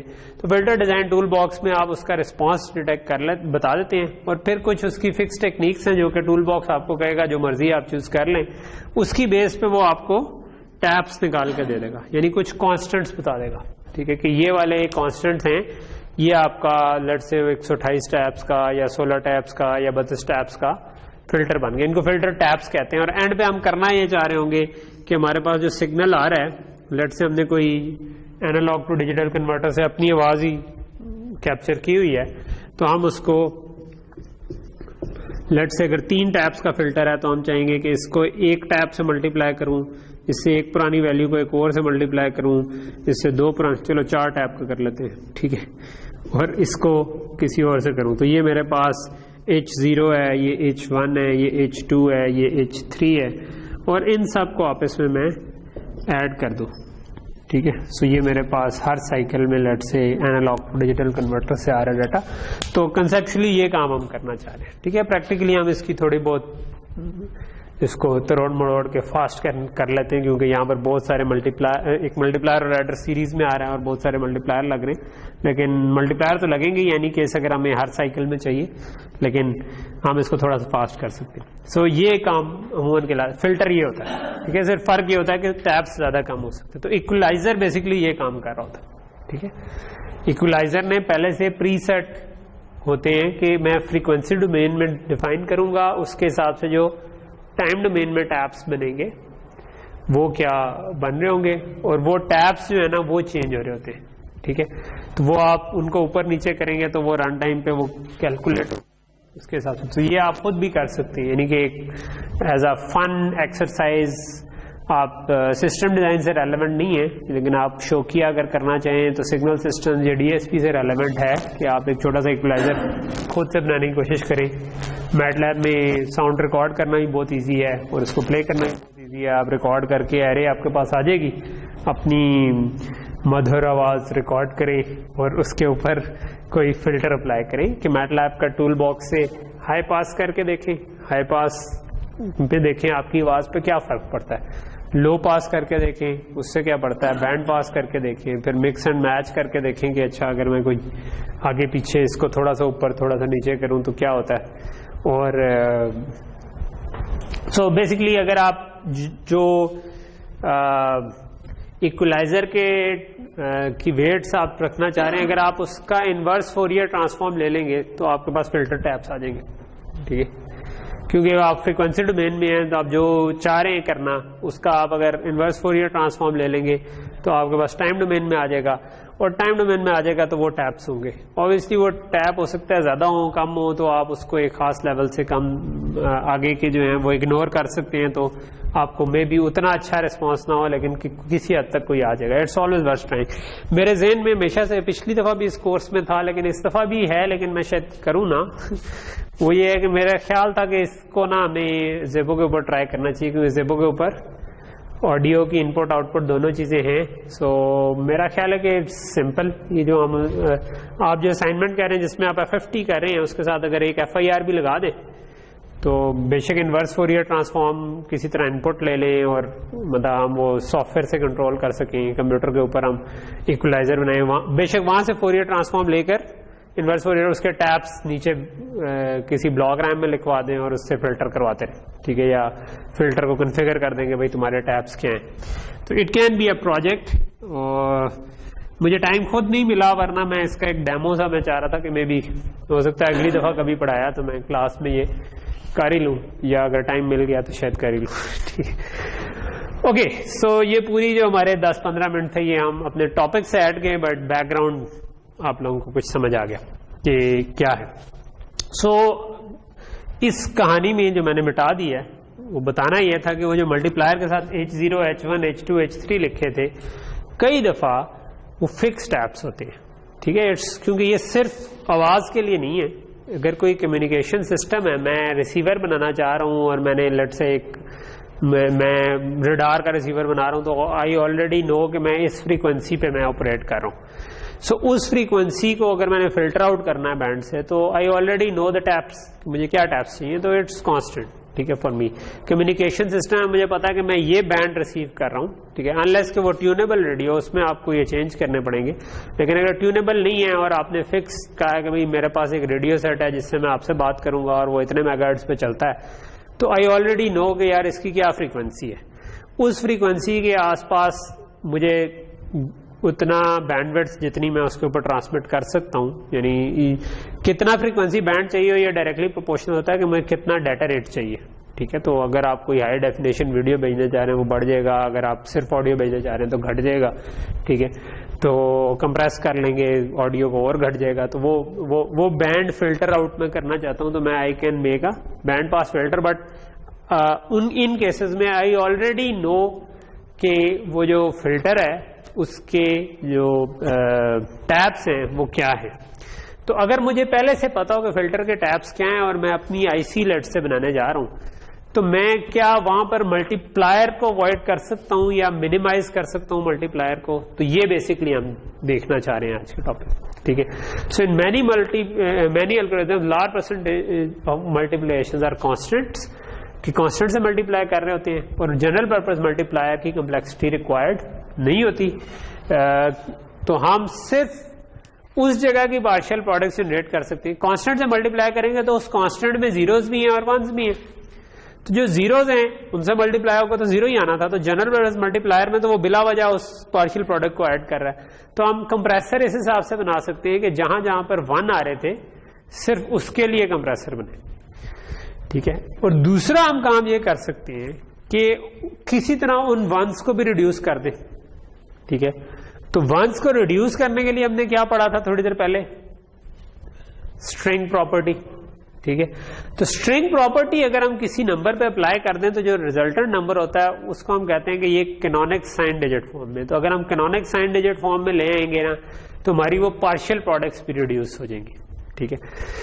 तो ये टॉपिक जो है ये उससे रिलेटेड था कि FIR फिल्टर एक एग्जांपल थी कि अगर हमने जनरल पर्पस एक FIR फिल्टर बनाना है और सारे उसके कोफिशिएंट्स कांस्टेंट्स हैं, तो हम उन सारे कोफिशिएंट्स को साइन डिजिट फॉर्म में कन्वर्ट कर सकते हैं, ठीक है। तो बेसिकली ये जो इक्वेशन है ये आपके पास इस इक्वेशन को छोड़ते हैं, इधर आ जाते, ठीक है। लेट्स से कि मैंने कैनोनिक साइन डिजिट फॉर्म अगर ऑब्टेन करनी है तो उसका क्या तरीका है, उसका वही तरीका है जो हमने पढ़ा था कि पहले 1 को बार कर दें अगर स्ट्रिंग आ रही है वंस की, ठीक है, और जहां पर वंस खत्म हो रहे हैं वहां पर 0। इसी तरह अगर लेट से आपके पास 2 टैब्स थे, तो एक टैब ये हो गया और दूसरा टैब आपके पास ये था, ठीक है। तो इसमें आपने पहले स्टेप में इसको बार किया और इधर 1 लगाया तो ये बन गया, दूसरे स्टेप में इधर बार किया आगे 1 लगाया तो आपके पास ये बन गया, ठीक है। तो अब इफेक्टिवली ये क्या हो रहा है, इफेक्टिवली ये हो रहा है कि आपके जो बहुत सारे वंस थे वो सारे के सारे रिड्यूस हो गए, आपने जनरल पर्पस मल्टीप्लायर लगाया ही नहीं, ठीक है। सो अब अगर आपने ये काम करना है तो आपने x को 1 से मल्टीप्लाई करना है, ठीक है। x को अगर ये 1 डॉट समथिंग फॉर्मेट है, 1.7 फॉर्मेट है जैसा कि लिखा हुआ है, फिर आप चाहते हैं कि -1 से मल्टीप्लाई करें लेकिन 2 शिफ्ट करके, और फिर आप चाहते हैं कि 1 से मल्टीप्लाई करें बट 7 शिफ्ट करके, ठीक है। ये एक केस में 3 शिफ्ट करके, एक केस में 7। सो आप यहां पर ये हो रहा है कि x डायरेक्ट आ रहा है, फिर x को 3 शिफ्ट किया और माइनस कर दिया, और एक जो 3 शिफ्ट के बाद आया उसको मजीद 4 शिफ्ट किया तो 7 शिफ्ट हो गया, उसको माइनस कर दिया। इनफैक्ट ये जो 2 एडर भी है ना, इनको भी आप कंप्रेसर बना सकते हैं कि यार ये 3 to 1 कंप्रेसर बन जाए जो कि ये मेरे पास नेट रिजल्ट निकाल दे। तो ये जो एक मल्टीप्लिकेशन थी ना, उसको आपने शिफ्टिंग से चेंज कर दिया, बेसिकली शिफ्टिंग और टूज कॉम्प्लीमेंट यानी वंस कॉम्प्लीमेंट और वन ऐड कर लें इस तरह, ठीक है। तो इन जनरल अगर आपने FIR फिल्टर बनाया जिसको हम कन्वोल्यूशन भी कहते हैं, कन्वोल्यूशन भी बेसिकली आपका एक फिल्टर के साथ कन्वॉल्व कर रहे होते हैं ना जब आपने करना हो, तो ये कन्वोल्यूशन ऑपरेशन ही है। तो ये वही है जो मैंने अभी आपको थोड़ी देर पहले बोर्ड के ऊपर बना के दिखाया कि अगर मैंने 4 टैब्स का फिल्टर बनाना है तो ये इस तरीके से हो जाएगा कि x उससे पुरानी वैल्यू को और इनको डिफरेंट टैब से मल्टीप्लाई करें और आप इसमें ऐड कर दें, ठीक है। सो जब आप ऐड करना चाहेंगे तो अब अगेन इनमें से जो ये H0 to H4 हैं ये आपके पास कॉन्स्टेंट्स हैं, पहले से आपको नोन है। अगर आपने फिल्टर डिजाइन टूल बॉक्स से वो फिल्टर बनाया है तो यू नो द टैप्स, ठीक है। सो जो आप उसको कन्वर्ट कर सकते हैं उन सारों को कैनोनिक साइन डिजिट फॉर्म में और उनको फिर आगे फिल्टर को अप्लाई कर सकते हैं। एक डिजिट जो होता है ना कैनोनिक साइन डिजिट फॉर्म में वो आपकी 20 dB की टेनुएशन दे रहा होता है। जनरली आपको 80 dB की टेनुएशन काफी होती है, तो हम 4 डिजिट्स तक रख लेते हैं, ठीक है। सो डीबीज या टेनुएशन से आई होप आप लोग कुछ फेमिलियर हैं, पढ़ा होगा किसी कोर्स में ना। तो बेसिकली आप सिग्नल टू नॉइज रेशो और इनको निकालने के लिए अमूमन हम पावर्स को कंपेयर करने के लिए हम डीबीज को यूज कर रहे होते हैं।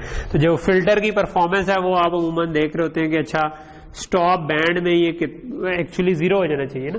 एक्चुअली एक आइडियल फिल्टर क्या होगा कि जो 1 हो और फिर 0 हो जाए, आइडियल कट ऑफ हो। लेकिन हमें पता है कि अगर मैं इस तरह का लेट से बैंड पास फिल्टर बनाता हूं तो हमें पता है कि स्क्वायर में वो हो तो ये एक सिंक फंक्शन बनेगा टाइम डोमेन में, ठीक है। और बिल्कुल आइडियल इसके लिए ये इन्फिनिटी तक माइनस इन्फिनिटी से इन्फिनिटी, क्योंकि इधर अगर लिमिटेड हो तो टाइम डोमेन में लिमिटेड नहीं हो सकता, ठीक है। तो फिर हम क्या करते हैं, हम तो इनफाइनाइट टैब्स का फिल्टर तो नहीं बना सकते, तो हम उसको किसी पॉइंट के आगे कट ऑफ करना चाहते हैं। जब कट ऑफ करते हैं तो उसकी वजह से स्टॉप बैंड में रिपल आ जाते हैं, ठीक है, कि या उधर रिपल रख लो या इधर रिपल रख लो, ठीक है। तो इंजीनियर्स को आदत होती है कि वो फिर अपनी लिमिट्स डिफाइन कर लेते हैं ना, कि थ्रेशहोल्ड्स डिफाइन कर लेते हैं। अच्छा पास बैंड में ना इस रेंज के अंदर रहे, स्टॉप बैंड में इस रेंज के अंदर है, ठीक है। तो नॉर्मली हम ये कहते हैं कि हाँ 80 dB इससे कम हो स्टॉप बैंड में, ठीक है, जो पास बैंड में। तो 80 dB अटेनुएशन हमें किस तरह मिलेगी, उसके लिए हम ये कह सकते हैं कि पास बैंड के जो आपके टैप्स हैं उनमें कम से कम 4 वंस हो। तो आप अगर 4 वन से क्या मुराद है, 4 वन से मुराद है कि जो आपने लेट से 16 बिट का नंबर रखा जो टैप्स थे, उसको आपने कैनोनिक साइन डिजिट फॉर्म में कन्वर्ट किया। तो कैनोनिक साइन डिजिट फॉर्म में कन्वर्ट किया तो लेट से 1.15 था, आपके पास कैनोनिक साइन डिजिट फॉर्म में 2 कंसेक्टिव 1 नहीं आते कभी, ठीक है। तो इसका मतलब है 4 1 का मतलब है आप 8 डिजिट तक आगे कम से कम जाएंगे, लेकिन जनरली उससे ज्यादा चले जाएंगे अगर कोई स्ट्रिंग आ रही है, ठीक है। तो वहां तक आपको 80 dB अटेनुएशन अमूमन मिल जाती है, ठीक है, कि आप अगर उतना आगे चले जाए, क्योंकि 1.15 में अगर मैं 8 भी करूं तो ये 1.7 है, और हमें पता है कि पॉइंट में पीछे जाते जाए तो वो 0.000 फिर 0.00 उनका वेट कम होता जाता है, ठीक है। तो उससे आगे अगर हम 4 के आगे ड्रॉप कर दें तो मोस्ट प्रॉब्ली हमारा फिल्टर स्टिल रीजनेबली वेल काम कर लेगा, ठीक है। लेकिन इन केस आपको इतनी इससे ज्यादा बेहतर परफॉर्मेंस चाहिए तो आप 4 के बजाय 5 वंस उठा लें। तो 5 वंस उठाएंगे तो आपके पास वो 80 के बजाय 100 dB हो जाएगी, ठीक है।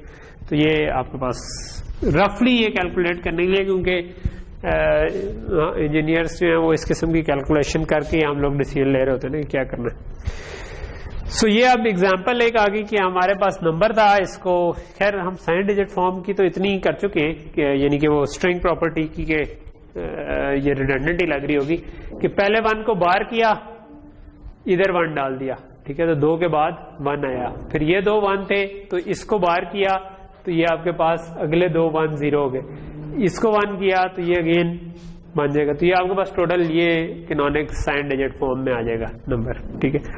सो इनमें से क्योंकि ये 1.10 या 11 फॉर्मेट लग रहा है, 10 फॉर्मेट लग रहा है, तो ये 1 इसका वजन है, इसका हाफ है, इसका 1/4 है, फिर 1/8 है, and so on up to 1/10 तक मतलब 1/10 1/2 तक जा रहा है, ठीक है।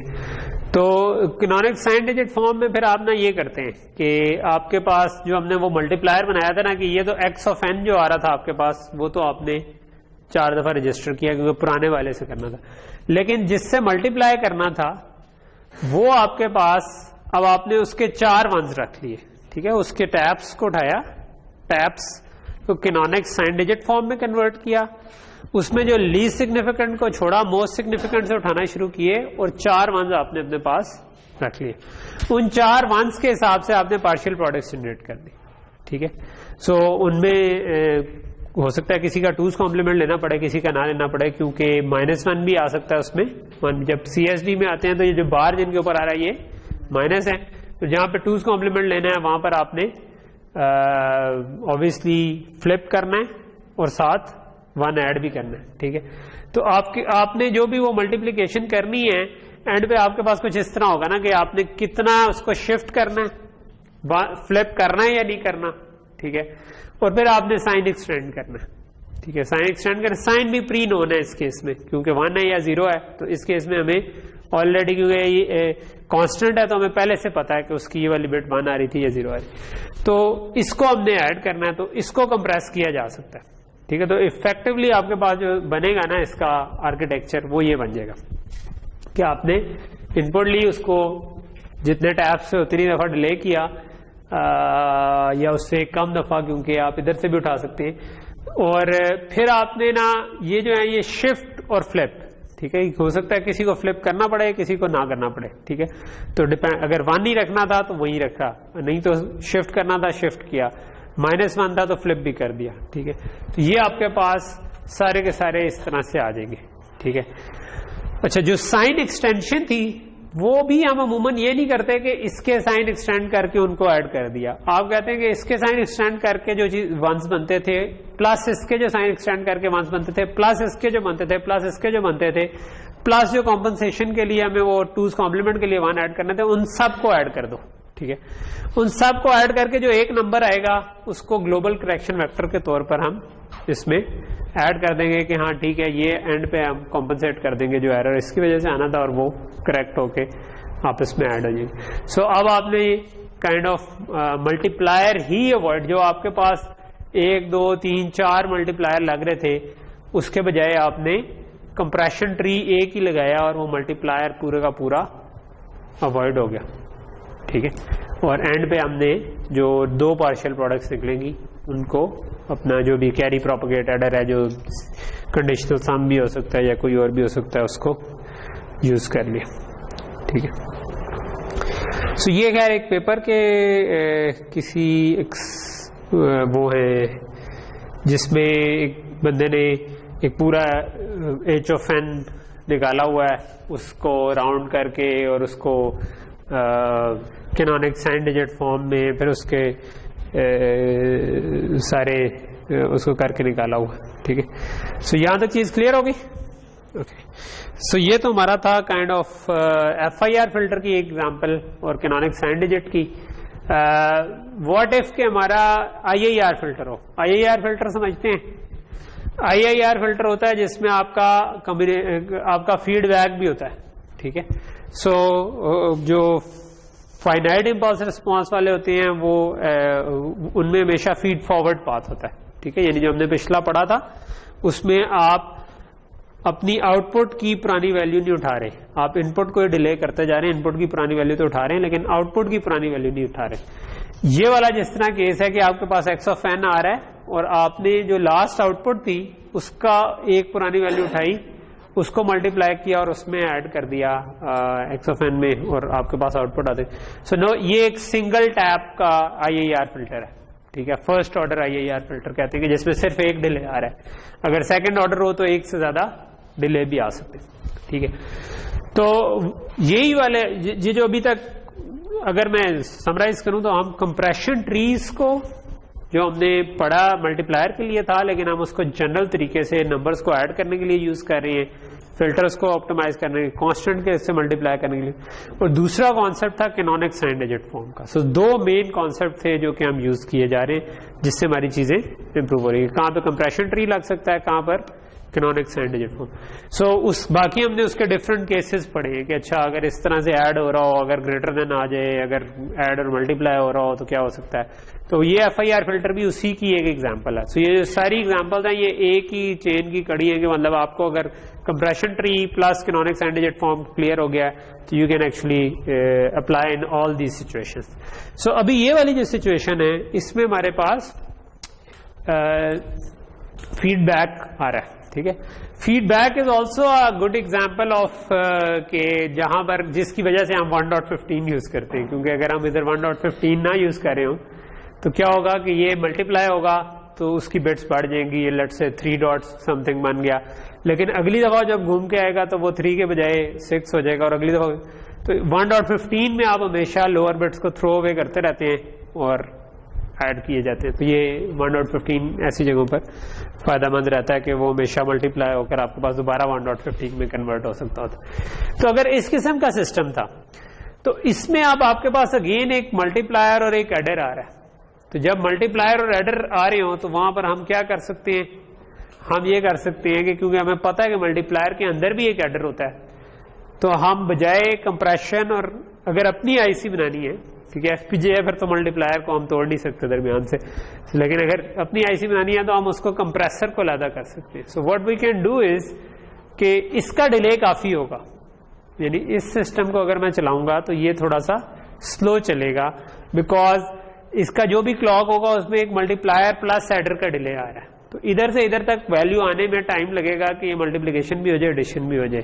सो we want to make it fast, ठीक है। तो मैं अगर किसी क्लॉक पे चला रहा हूं तो मैं अभी मुझे उतना इंतजार करना है जितनी देर में ये आ जाए आउटपुट। तो how can I make it fast? I can make it fast by के रिड्यूसिंग लॉजिक लेवल्स, कि 2 एडर जो लग रहे हैं उनको किसी तरह मर्ज कर दूं। तो इनको मर्ज मैं ऐसे कर सकता हूं कि मैं इसका कंप्रेशन ट्री बना लूं तो 2 आउटपुट्स आ जाती है। तो मैं उस कंप्रेशन ट्री में अगर ये भी डाल दूं तो इसकी पार्शियल प्रोडक्ट्स प्लस ये मिल के आपके पास 2 आ जाएगी। लेकिन मसला ये है कि वो 2 आएंगी तो वो फीडबैक होके अगेन, ये मैं बोर्ड पे कर लेता हूं, ठीक है, कि आपके पास ये चीज आ रही थी ना, ठीक है। सो मैं कहता हूं कि यार मैं इन दोनों को मर्ज कर लेता हूं, ठीक है।